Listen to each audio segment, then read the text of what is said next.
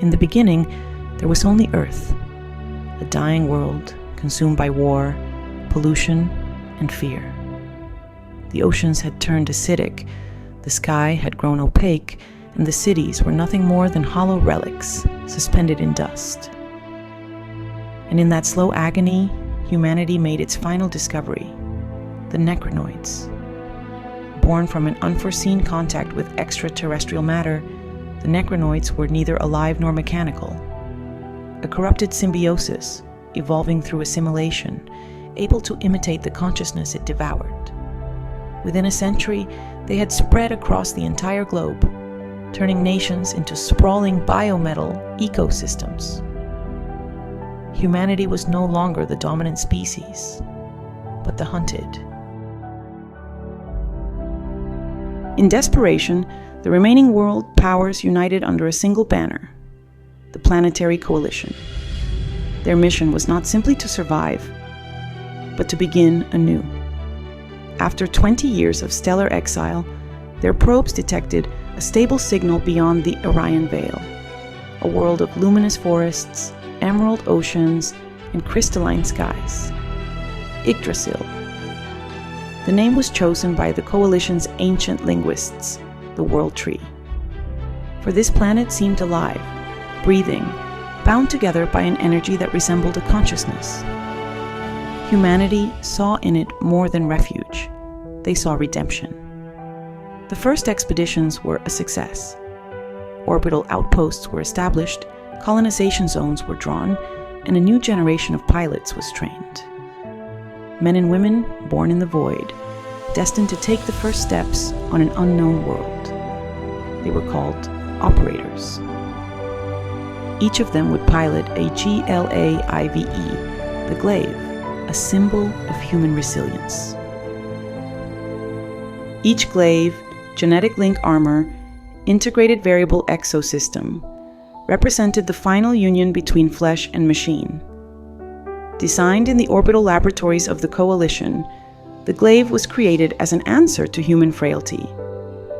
Where a normal pilot would reach their limit, a glaive fused with its operator through a total genetic and neural bond, what scientists call the synchronization rate. The body commands, but the mind guides. A glaive is more than armor. It is a living mechanical organism, connected to its G-core, its bioenergetic resonance core, the synaptic heart, pulses in rhythm with its pilot, amplifying every instinct, every emotion. The higher the synchronization, the more responsive and unpredictable the machine becomes. Beyond a certain threshold, the glaive no longer obeys, it feels. Each unit is unique, shaped by the DNA, psychology, and experience of its operator. Some believe these machines to be extensions of the human soul. Others, dangerous relics of a science once again crossing forbidden lines. Yet on Yggdrasil, no other creation has carried humanity further. In the hands of the operators, the glaive is not merely a weapon. It is the bridge between two worlds. Flesh and steel, fear and hope, survival and legend. But Yggdrasil was not empty. Beneath its continents slept an ancient network, woven of light and memory, the living train.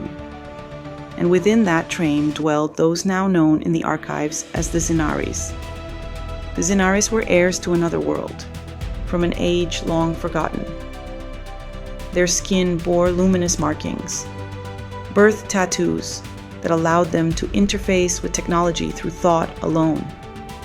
They were neither hostile nor primitive. They watched, silent, as if they already knew what was coming. For Yggdrasil, for all its beauty, held a secret. Ancient structures lay buried deep within its crust, radiating a stable and unknown energy. Their presence seemed to repel the necronoids, as if the planet itself sought to defend its own existence. Neither the Coalition nor the Zinaris understood their origin.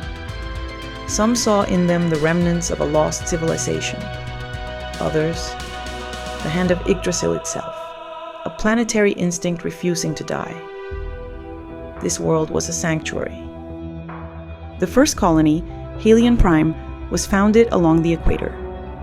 Around it, 3 divisions were formed: Alpha, tasked with exploration, force-on-force combat; Beta, with scientific research, head tactical command; and Delta, with planetary defense.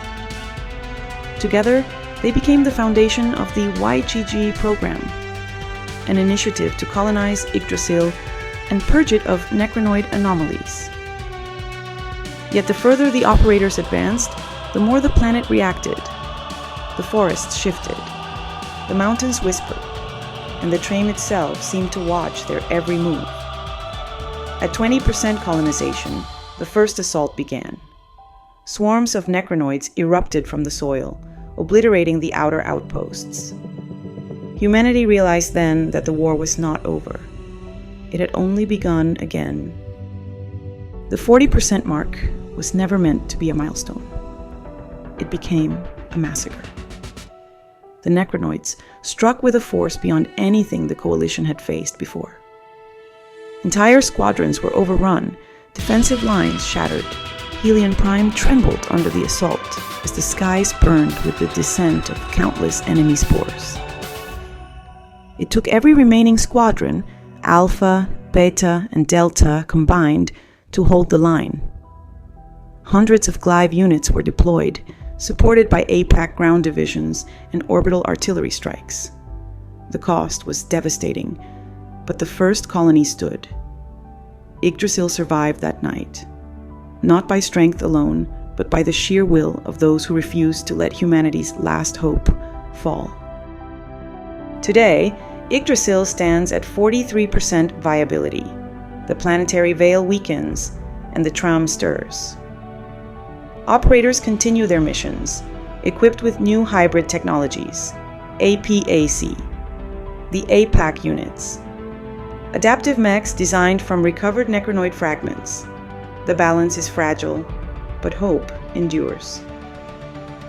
For amid the chaos, a fragile bond has formed between humans and Sinaris, a shared understanding, perhaps even an inheritance.